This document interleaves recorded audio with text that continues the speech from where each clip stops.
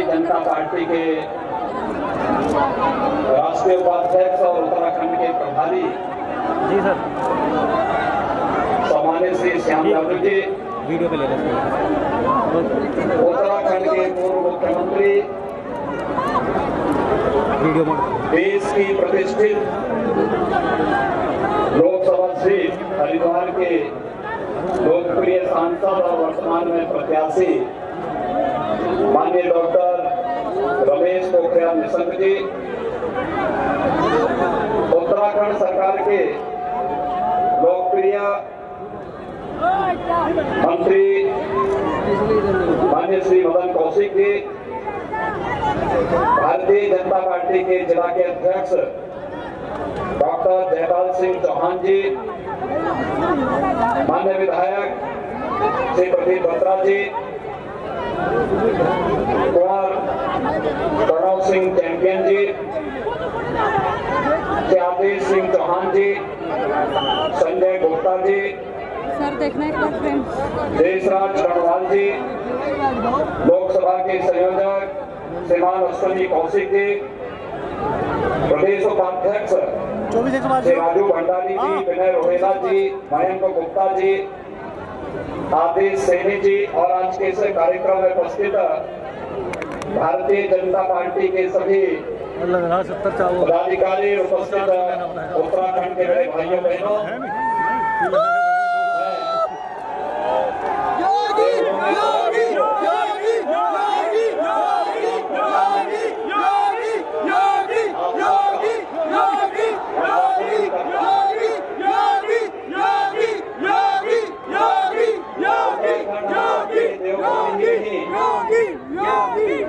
उत्तराखंड तो मेरी मातृभूमि भी है और इसलिए जब मुझे किसी कार्यक्रम में उत्तराखंड आना होता है तो मुझे अंतःकरण से बहुत आनंद की अनुभूति होती है। मैं आप सबका हृदय से अभिनंदन करता हूँ। भाइयों बहनों, पकड़ लो। उत्तराखंड ने देश को बहुत कुछ दिया है। आप देख रहे होंगे भारत की सनातन हिंदू धर्म की परंपरा में जिन 7 पवित्र नदियों का उल्लेख होता है उसमें गंगा और यमुना उत्तराखंड ने इस देश को दिया है और देश के सनातन हिंदू धर्म की परंपरा को दिया है। और गंगा के तट पर बसा हरिद्वार और देश और दुनिया में अपनी उच्च कोटि की शिक्षा के लिए विख्यात आपका रुड़की वास्तव में पीछे खींचे, पीछे भीड़ की यहाँ की मेधा ने देश और दुनिया में जो अपना स्थान बनाया है वह हम सब के सीने को गर्व से ऊंचा उठा करके हम सबको उत्तराखंड, हरिद्वार और रुड़की के गौरव को आगे बढ़ाने में हम सबको बहुत आनंद की अनुभूति होती है। हरिद्वार में आने वाले 2 वर्ष के दौरान आपको कुंभ का आयोजन भी करना है। अभी हम लोगों को यह अवसर प्रयागराज में प्राप्त हुआ था। प्रयागराज में कुंभ का आयोजन अपनी भव्यता, अपनी दिव्यता और हजारों वर्षों की इस विरासत को हम वैश्विक मानचित्र पर लेकर के जाएं। इस देश के यशस्वी प्रधानमंत्री आदरणीय नरेंद्र मोदी जी के कारण यूनेस्को ने अमूर्त सांस्कृतिक धरोहर के रूप में कुंभ को माना। पहली बार दुनिया के 71 देशों के राजदूतों ने अपनी आंखों से देख करके कुंभ का आयोजन कैसे होता है, कैसे अपने आप एक टाउनशिप बसती है, कैसे स्वतःस्फूर्त भाव के साथ एक कार्यक्रम आगे बढ़ते हैं। प्रयागराज में कुंभ का आयोजन और उसके बाद कुंभ में आने वाले श्रद्धालुओं की संख्या, अंतर यही है पार्टियों की सरकारें बदलने के बाद कैसे आमूलचूल परिवर्तन लाए जा सकते हैं। 2013 में प्रदेश में समाजवादी पार्टी की सरकार थी। महाकुंभ का आयोजन प्रयागराज में था। सही बात है। भाइयों बहनों, भगदड़ से और दुर्घटनाओं से दर्जनों मौतें हुई थी। व्यापक अव्यवस्था थी, अराजकता थी। मॉरिशस के प्रधानमंत्री, जिनके पूर्वज 200 वर्ष पहले भारत छोड़ करके मॉरिशस चले गए थे, जब वे कुंभ में दर्शन करने के लिए आए थे, संगम में स्नान करने की इच्छा थी, गंगा में गंदगी देखा, वहाँ बदबू देखी, अव्यवस्था देखी, हिम्मत नहीं कर पाए कि डुबकी लगा सके, दूर से प्रणाम करके चले गए और ये कहते हुए गए, क्या यही गंगा मैया है? भाइयों बहनों, 6 वर्ष में इस देश को कृतज्ञता ज्ञापित करना चाहिए, आभार व्यक्त करना चाहिए प्रधानमंत्री मोदी का, इस बात को लेकर के कि नमामि गंगे परियोजना में प्रधानमंत्री मोदी जी ने गंगा की अविरलता और निर्मलता को सुनिश्चित किया और प्रयागराज कुंभ में आजादी के बाद से सर्वाधिक जल की आपूर्ति हुई। अभी मैं जब यहाँ बैठा हुआ था, हमारे विधायक श्री प्रदीप बत्रा जी कह रहे थे कि रुड़की में बहुत जाम लगता है।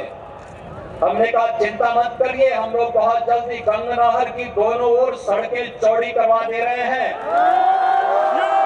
दिल्ली से जाने के लिए रुड़की और उत्तराखंड वासियों को एक रास्ता अलग से मिल ही जाएगा, लेकिन साथ ही साथ जो ऐतिहासिक कावड़ यात्रा होती है, कावड़ यात्रा को भी हम गंगा नहर की ओर से लेकर के जाएंगे, जिसकी आपका आवाजाही बाधित नहीं होगा और लोगों को आने जाने में भी। तो मुझे बताएगा कि कावड़ यात्रा होनी है, तो मैंने कभी बातचीत कर लो उत्तराखंड सरकार में, वहाँ के प्रशासन के साथ, उत्तर प्रदेश का प्रशासन बात कर ले, पुलिस के लोग एक बैठक कर लें। दिल्ली, हरियाणा, राजस्थान और उत्तर प्रदेश, उत्तराखंड, सभी 5 राज्यों की बैठक हुई। जो भी बहुत कड़ी है भाई। उससे पहले उत्तराखंड में कांग्रेस की सरकार थी, मोदी जी हैं। दिल्ली में भी कांग्रेस की सरकार थी, हरियाणा में भी कांग्रेस की सरकार थी, उत्तर प्रदेश में समाजवादी पार्टी की सरकार थी। इन सभी सरकारों ने क्या तय किया था? इन्होंने कहा था कावड़ यात्रा को प्रोत्साहित नहीं, हतोत्साहित किया जाना चाहिए। कावड़ यात्रा को इन्होंने कहा कि माइक नहीं बजने देंगे, घंटा नहीं बजने देंगे, घड़ियाल नहीं बजने देंगे, डीजे नहीं बजने देंगे। योगी योगी योगी योगी योगी योगी। मैंने प्रशासन से पूछा, मैंने कहा भी ये भगवान शिव की कावड़ यात्रा है? उन्होंने कहा हाँ। तो मैंने कहा फिर ये सब माइक, डीजे, घंटे, सांग, ये सब क्यों नहीं बजेंगे? कहा नहीं साहब, इसको बजाने से व्यवस्था फैलेगी। मैंने कहा मैं भारत की श्रद्धा को जानता हूँ, भारत की आस्था को मैं जानता हूँ, तुम लोग नहीं समझ पाओगे। मैंने कहा देखो, मैं एक आदेश दे रहा हूँ और मेरा आदेश है, पूरी कावड़ यात्रा में शंख भी बजेगा, घंटे भी बजेंगे, डमरू भी बजेंगे, माइक भी बजेगा, डीजे भी बजेगा और हम कावड़ यात्रियों पर पुष्प वर्षा भी हेलीकॉप्टर से करेंगे। अपनी आपत्ति अपने घर में रखें और इस बात को सुनिश्चित करूंगा कि कावड़ यात्रियों को कोई असुविधा नहीं पाए। हम लोग रुड़की के पास तक गंगा नहर में एक ओर की पूरी सड़क को बना चुके हैं, दूसरे पर हमारा कार्य प्रारंभ होने जा रहा है। हमारा प्रयास है कि हम इसको हरिद्वार तक लेकर के जाएं। एक वैकल्पिक मार्ग भी बनेगा और कावड़ यात्रा के कारण सामान्य यात्रियों को भी परेशानी नहीं होगी और यही कार्य हम लोगों ने प्रयागराज कुंभ में भी किया था। कुंभ की स्वच्छता, कुंभ में सुरक्षा। मैं महाराष्ट्र गया था, महाराष्ट्र की वहाँ की पुलिस मुझे बता रही थी गैदरिंग मार के आए कभी कि आतंकी हमला हो सकता है कुंभ पर। मैंने कहा वो बीते दिनों की बात है। उत्तर प्रदेश का नाम सुन करके ही आतंकवादियों की आने वाली पीढ़ियां भी पहले से ही अपना रास्ता छोड़ने के तैयार निकलेगा। कुंभ मेला हमारा निर्विघ्न संपन्न होगा, सुरक्षित होगा, स्वच्छता का एक संदेश देने वाला होगा और हम लोगों ने देश के यशस्वी प्रधानमंत्री आदरणीय मोदी जी की अनुकंपा से, उनकी प्रेरणा से स्वच्छ कुंभ और सुरक्षित कुंभ का संदेश देकर के भारत के 24 करोड़ से अधिक श्रद्धालु कुंभ में आए थे। इन 24 करोड़ श्रद्धालुओं की आस्था का सम्मान हम लोगों ने किया। आस्था का सम्मान भारतीय जनता पार्टी कर सकती है। भारत माता की जय! प्रयागराज में किले के अंदर अक्षय वट कैद थे, मां सरस्वती का कूप कैद था। ये मान्यता है प्रयागराज में गंगा, यमुना और सरस्वती का संगम है। गंगा, यमुना और सरस्वती का, गंगा जी भी दिखाई देती है, यमुना जी भी दिखाई देती है, लेकिन सरस्वती अदृश्य मानी जाती है। लेकिन किले के अंदर सरस्वती कूप है। याद करिए, सरस्वती का संगम भी था। सरस्वती अदृश्य नहीं है, दृश्य है। और हम लोगों ने हजारों वर्षों के बाद मां सरस्वती को वहां दृश्य करवाया है। आज हर व्यक्ति मां सरस्वती का दर्शन प्रयागराज में जाकर के कर सकता है। आस्था का सम्मान आपने देखा होगा। एक कांग्रेसियों के पूरे चरित्र को थोड़ा देख लीजिए और केवल 2-3 घटनाओं को मैं बताऊंगा आपको।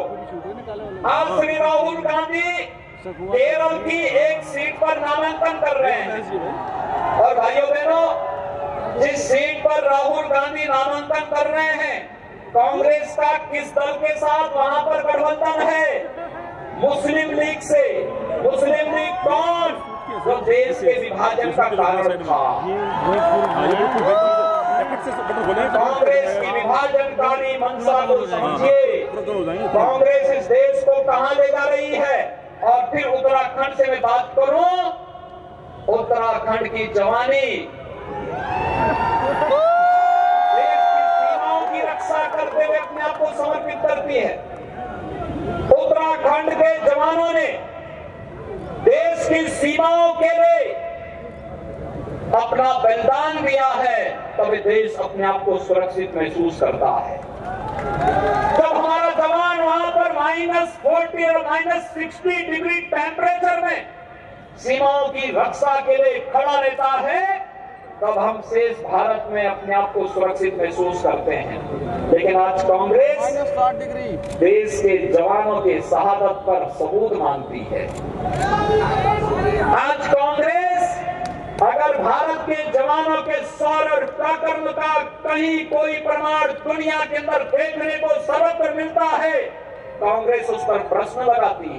बोलते हैं कहती है कि बालाकोट में हमला हुआ है कि नहीं हुआ, क्या प्रमाण है? अरे पाकिस्तान तो वहां रो रहा है, सिर पकड़ करके रो रहा है, चिल्ला रहा है दुनिया के अंदर, ये भारत ने मार दिया, भारत ने मार दिया, भारत ने कमर तोड़ दी और भारत हमला कभी भी बड़ा हमला कर सकता है। लेकिन इमरान खान जो पाकिस्तान के प्रधानमंत्री हैं, इमरान खान के साथ सहानुभूति अमेरिका नहीं व्यक्त कर रहा है, आज चीन व्यक्त नहीं कर पा रहा है। दुनिया के किसी देश की सहानुभूति इमरान खान को नहीं मिल रही है, लेकिन राहुल गांधी की सहानुभूति इमरान खान को मिल रही है। कहां देश को ले जाना चाहते हैं कांग्रेस के लोग?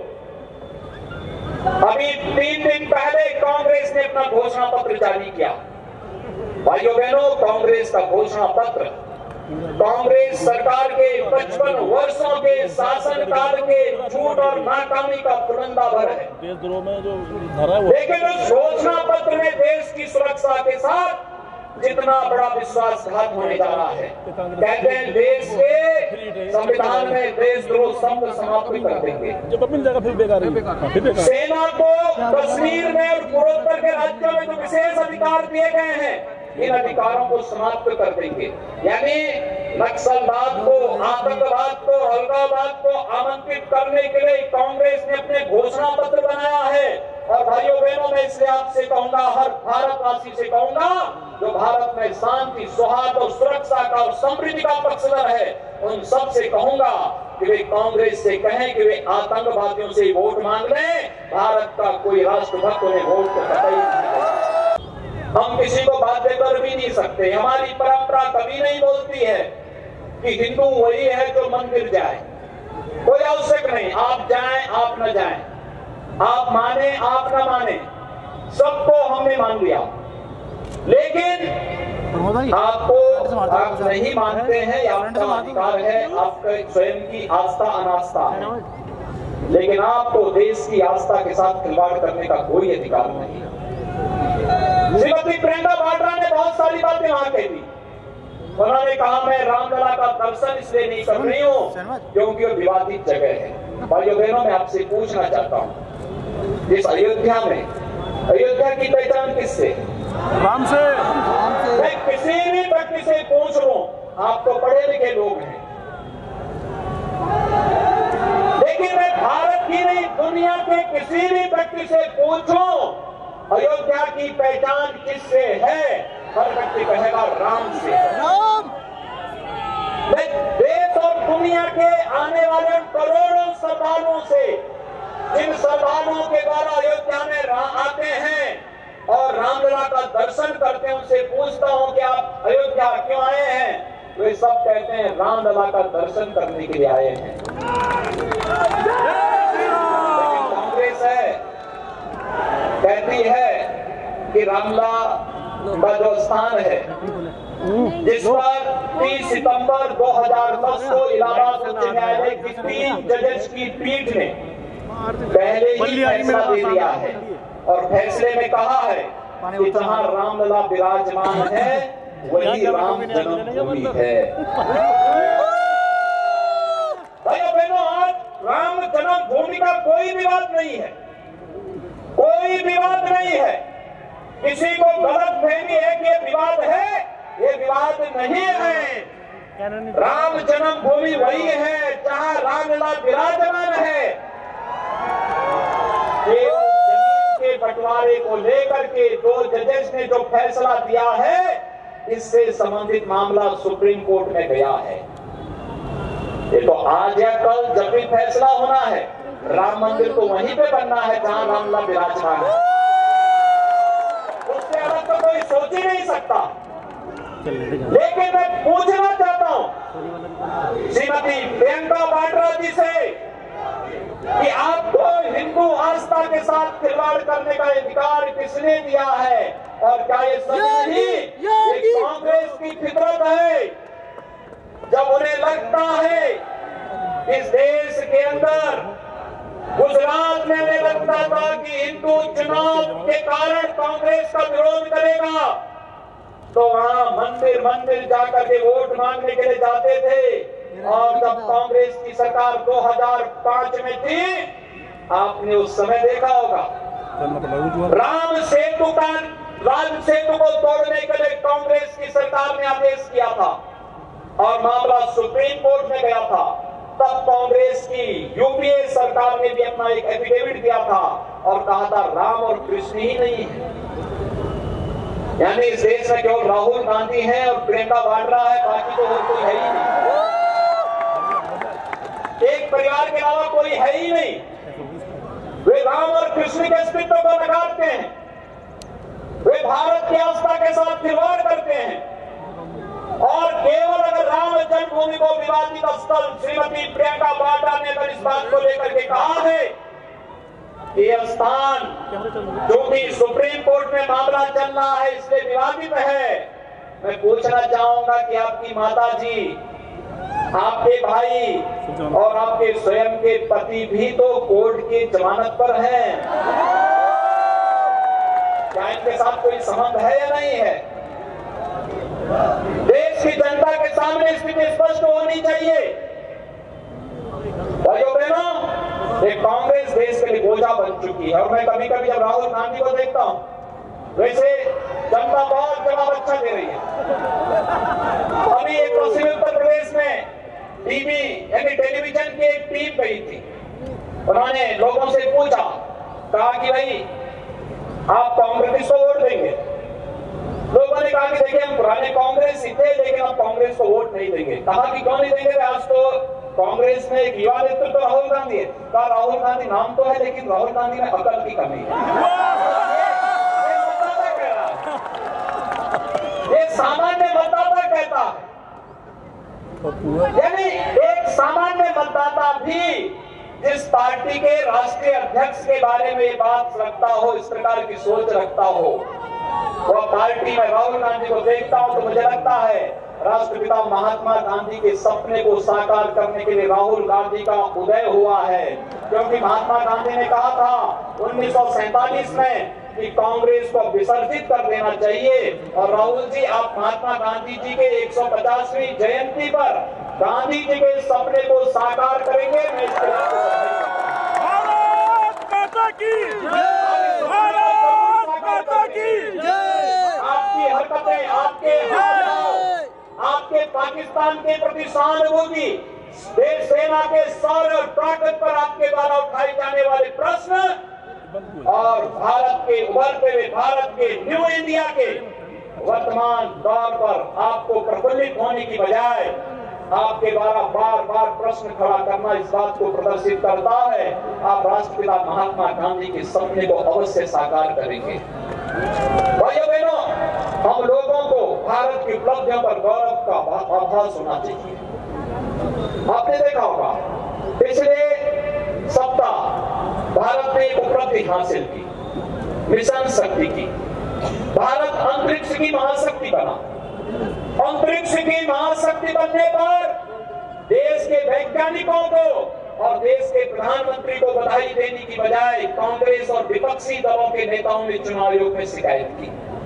यानी भारत के लिए, जो भारत के 130 करोड़ लोगों के लिए गौरव की बात होती, उसके लिए प्रधानमंत्री का अभिनंदन करने की बजाय कांग्रेस के लोग उस कार्य के लिए चुनाव आयोग में शिकायत कर रहे हैं। ये मिशन शक्ति का मतलब अंतरिक्ष में आज जितनी भी गतिविधियां संचालित हो रही, आपका ये मोबाइल फोन, आपके एरोप्लेन, ट्रेन की जितनी भी सुविधाएं हैं, डिजिटल इंडिया की जितनी भी सुविधाएं हैं, ये सब के सब सैटेलाइट से संचालित है। भारत के द्वारा छोड़े गए सैटेलाइट, उसके माध्यम से या दुनिया के लोग उसको किराए पर भी लेते हैं। जिनके पास ये टेक्नोलॉजी नहीं, वे लोग उसे किराए पर लेते हैं। लेकिन अभी तक दुनिया के केवल 3 देशों के पास ये ताकत थी कि वे किसी भी सैटेलाइट को निशाना बना करके उसे नष्ट कर सकते थे और उस देश की पूरी संचार व्यवस्था को, वहां की पूरी टेक्नोलॉजी को अवरुद्ध कर सकते थे। आप सोचिए, अमेरिका के पास, रूस के पास और चीन जैसे देश के पास ये टेक्नोलॉजी थी, भारत के पास ये ताकत नहीं थी। भारत ने वो ताकत हासिल की कि अगर कभी कभी कोई दुश्मन देश भारत के किसी सैटेलाइट को निशाना बनाए तो फिर भारत हाथ पे हाथ धरा बैठे रहे। ये कांग्रेस के लोग चाहते थे, लेकिन मोदी जी ने करके दिखाया कि अगर दुश्मन देश कुछ हरकत करेगा तो हम भी उसको जो जैसा करेगा उसको वैसे ही हम फल भी देने की क्षमता रखते हैं। यह करके दिखाया मोदी जी ने। भाइयों बहनों, आज एक लंबी यात्रा पे भारत निकला है, एक अभ्युदय की यात्रा पे निकला है, नए भारत की यात्रा पे भारत निकला है। दुनिया की एक महाशक्ति बनने की ओर भारत ने जो यात्रा प्रारंभ की है, उस यात्रा में आप देखेंगे एक एक करके कितनी योजनाओं को, प्रधानमंत्री आवास योजना हो, प्रधानमंत्री स्वच्छ भारत मिशन हो, प्रधानमंत्री स्टैंड अप की योजना हो, प्रधानमंत्री स्टार्टअप की योजना हो, प्रधानमंत्री मुद्रा बैंक की योजना हो, प्रधानमंत्री फसल बीमा योजना हो, प्रधानमंत्री किसान सम्मान योजना हो, आयुष्मान भारत की योजना हो, डिजिटल इंडिया हो, मेक इन इंडिया हो, ये जितनी भी योजनाएं हैं, इन योजनाओं ने भारत के अंदर आमूलचूल परिवर्तन दिया है। जो कांग्रेस के लिए नामुमकिन था वो मोदी जी के समय में मुमकिन हुआ है। जो कांग्रेस के लिए नामुमकिन था आज मुमकिन हुआ है, क्योंकि मोदी है तो मुमकिन है, क्योंकि मोदी है तो मुमकिन है। इसीलिए आज मैं आपसे कहने के लिए आया हूं, भाइयों बहनों, कांग्रेस देश के लिए बोझा बन चुकी है। इस बोझे से जितनी जल्दी मुक्ति पा जाएंगे, देश का हित हो जाएगा। एक नकारात्मक, एक अराजकतापूर्ण भ्रष्टाचार से युक्त राजनीति कांग्रेस कर रही है और इसलिए आप सब सौभाग्यशाली हैं। आपने 2014 में एक योग्य जनप्रतिनिधि सांसद के रूप में चुना डॉक्टर निशंक जी और पोखरियाल जी ने संसद में हम दोनों साथ ही बैठते थे और मुझे लगता है उत्तराखंड से जुड़ी हुई बात हो, नमामि गंगे की परियोजना को लेकर के अपने मुख्यमंत्री कार्यकाल के दौरान मां गंगा की अविरलता और निर्मलता के लिए किए गए उनके प्रयास हो या फिर उसके बाद किए जाने वाले अन्य कार्यक्रमों को उत्तराखंड के विकास, हरिद्वार के विकास, हरिद्वार को राष्ट्रीय और अंतर्राष्ट्रीय मानचित्र पर ले जाने की बात हो या फिर उत्तराखंड के लोगों की जुड़ी हुई समस्याओं को संसद के मंच पर मजबूती के साथ रखने की बात हो या हिमालयन राज्यों के विकास के बारे में एक पॉलिसी बनाने, नीतिगत फैसला लेने की बात हो, मजबूती के साथ, दमदारी के साथ अपनी बात को संसद में रखने और उसे एक आंदोलन का स्वरूप देने में पोखरियाल जी माहिर हैं। उनके अंदर एक रचनात्मकता, एक लेखक जब अपनी लेखनी चलाता है, हर व्यक्ति कोई बोलने में माहिर होता है, कोई गाने में माहिर होता है, कोई कविता बोलने में माहिर होता है, लेकिन लेखन का कार्य हर एक के बस का नहीं होता है। लेखन व्यक्ति के रचनात्मकता को प्रदर्शित करता है और मुझे लगता है आप देखते होंगे हर वर्ष 2-3 नई पुस्तकें श्री डॉक्टर रमेश पोखरियाल निशंक जी की आपके बीच में देश के सामने आती है। ये रचनात्मकता और इसी रचनात्मकता ने हरिद्वार संसदीय सीट को देश की वीवीआईपी सीट में ला करके खड़ा किया है और आज आप सब गौरवशाली हैं कि देश की संसद में सर्वाधिक प्रश्न उठाने का मामला हो या फिर हरिद्वार के लोगों को केंद्र सरकार की और राज्य सरकार की योजनाओं से सीधे सीधे लाभकारी योजनाओं के साथ जोड़ने का कार्य हो, प्रखरता के साथ और विकास की इंफ्रास्ट्रक्चर डेवलपमेंट की जो बड़ी बड़ी योजनाएं हरिद्वार में उत्तराखंड के लिए आई हैं, ये अत्यंत ही अभिनंदनीय है और मुझे लगता है हर हरिद्वार वासी को, हरिद्वार संसद क्षेत्र के वासी को, हर एक मतदाता को, उत्तराखंड के हर वासी को इस पर गौरव की अनुभूति करनी चाहिए कि किस प्रकार से उनके जनप्रतिनिधियों ने देश की संसद में जाकर के केंद्र सरकार के साथ मिलकर के एक रचनात्मक अभियान के साथ उत्तराखंड को एक नई पहचान दी है। भाइयों बहनों, केंद्र में मोदी जी के नेतृत्व में और उत्तराखंड में श्री त्रिवेंद्र सिंह रावत जी के नेतृत्व में डबल इंजन की जो ये सरकार चल रही है, आज उसने उत्तराखंड का कायाकल्प करके रखा है। आप देख रहे होंगे कांग्रेस की सरकार थी, केदारनाथ में 2013 में कितनी भीषण त्रासदी आई थी और उस त्रासदी के बाद ऐसा लगता था केदारनाथ अब कोई दर्शन कर नहीं पाएगा, लेकिन 2014 में प्रधानमंत्री के रूप में मोदी जी का आज नए केदारनाथ को आप जाकर के देखिए। उत्तराखंड के अंदर चौड़ी हो रही सड़कें, उत्तराखंड के अंदर रोजगार की बढ़ रही संभावनाएं, उत्तराखंड के अंदर निवेश की संभावनाएं और उत्तराखंड में पर्यटन के विकास के लिए विगत 2 वर्ष के दौरान पर्यटन की जो ढेर सारी संभावनाएं बढ़ी हैं, ये बताती हैं उत्तराखंड एक बार फिर से अपने गौरव को लेकर के आगे बढ़ेगा और इसलिए इस प्रतिष्ठित सीट पर डॉक्टर रमेश पोखरियाल जी को, निशंक जी को, इसमें कोई संदेह नहीं, यहाँ का बच्चा बच्चा मोदी जी के लिए और निशंक जी के लिए वोट देने के लिए तत्पर है। लेकिन भाइयों बहनों, चुनाव का मजा तब आता है जब विरोधी की जमानत जब्त हो जाए। पता लगना चाहिए, चुनाव का मजा तब आना चाहिए। हरिद्वार में 1000, 2000, 10,000, 20,000, 50,000 की जीत नहीं मानी जाती। हरिद्वार जैसी सीट पर रिकॉर्ड मतों से जीत होनी चाहिए और रिकॉर्ड मतों से जीत के लिए उस प्रकार का पात्र और उस प्रकार का योग्य प्रत्याशी भारतीय जनता पार्टी ने आपको दिया है। भारतीय जनता पार्टी समृद्धि भी देगी और सुरक्षा भी देगी। यही अंतर है। कांग्रेस के लोग आतंकवादियों को बिरयानी खिलाते थे और भारतीय जनता पार्टी की सरकार आतंकवादियों को गोली और गोला दे रही है। इस सारे के सारे आतंकवाद समर्थक लोग देखेंगे क्या इनकी स्थिति पैदा होती है। आपसे सटे हुए हमारे उत्तर प्रदेश की सीमा लगती है। आपने देखा होगा शांति के लिए, जनता की सुरक्षा के लिए अगर कड़े कदम उठाने हो हमें कोई संकोच नहीं है। कोई संकोच इसलिए नहीं, हम सबका मानना है हम लोगों की शपथ कानून का राज स्थापित करने के लिए है। देश के संविधान का सम्मान करते हुए, उसका सर्वोच्च आदर करते हुए कानून का राज हो, सबका साथ और सबके विकास की भावना को अमली जामा पहना सके। जहां ये महत्वपूर्ण है वहीं साथ ही साथ यह भी महत्वपूर्ण है कि हम लोग हर नागरिक को बिना भेदभाव सुरक्षा देंगे। आज ये दंगाई कहां चले गए जो हर रोज दंगा करते थे, हर पर्व और त्योहार में अव्यवस्था फैलाते थे, अराजकता फैलाते थे। हम लोगों ने, भारतीय जनता पार्टी की सरकार ने तय कर दिया अपराधी, दंगाई, आतंकवादी या कोई भी अलगाववादी हो, इसकी जगह या तो जेल होगी या राम नाम सत्य है के साथ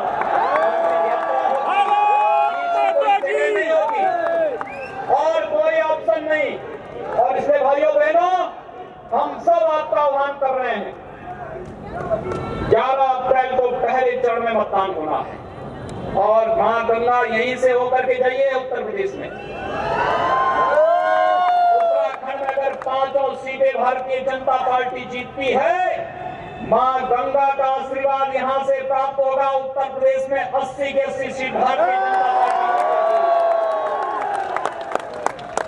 अगर ये 85 सीटें भारतीय जनता पार्टी को थोक के भाव मिलती हैं, तो भारतीय जनता पार्टी देश के अंदर 400 प्लस के नारे को सार्थक करते हुए दिखाई देती है। और मुझे लगता है कि मेरे उत्तराखंड के भाई और बहन ये सभी इस लक्ष्य को प्राप्त करने के लिए उत्तराखंड में मां गंगा का आशीर्वाद यहीं से रहेगा। फिर आपका जब 5 सीटों पर चुनाव होगा, हमारी 8 सीटों पर चुनाव होना। और मैं इस बात के लिए आपको कह करके आज जा रहा हूँ कि 8 की 8 सीट हम जीतेंगे। उत्तर प्रदेश में कोई गठबंधन हो जाए कोई फर्क नहीं पड़ने वाला है, कोई फर्क नहीं पड़ने वाला है। उत्तर प्रदेश के अंदर पहले चरण की 8 की 8 सीट हम जीतेंगे, दूसरे चरण की भी 8 की 8 सीट हम जीतेंगे। और फिर उत्तराखंड से मां गंगा का प्रसाद नीचे जब जाएगा, मां यमुना का प्रसाद जब नीचे जाएगा और ये उत्तर प्रदेश की पूरे उत्तर प्रदेश को कवर करते हुए जाएगा, तो याद करना उत्तर प्रदेश के अंदर 80 की 80 सीट भारतीय जनता पार्टी जीतेगी। और यही अपील करने के लिए यहाँ पर डॉक्टर रमेश पोखरियाल निशंक जी को रिकॉर्ड मतों से विजयी बनाना है कमल चुनाव चिन्ह पर। डॉक्टर निशंक जिंदाबाद, डॉक्टर निशंक जिंदाबाद। मोदी जी को हम फिर से प्रधानमंत्री बनाएंगे। इस बात को लेकर के मैं आप सबके प्रति आभार व्यक्त करता हूं, आप सबको अपनी शुभकामनाएं देता हूं। बहुत बहुत धन्यवाद। जय जय श्री राम। इस बल से हम ये शपथ देते हैं और वादा करते हैं बल योगी आदित्यनाथ जी से कि हरिद्वार से भारी मतों से विजयी बनेंगे। भारत माता की, भारत माता की, भारत माता की। वंदे वंदे वंदे वंदे। जय हिंद, जय भारत, जय उत्तराखंड।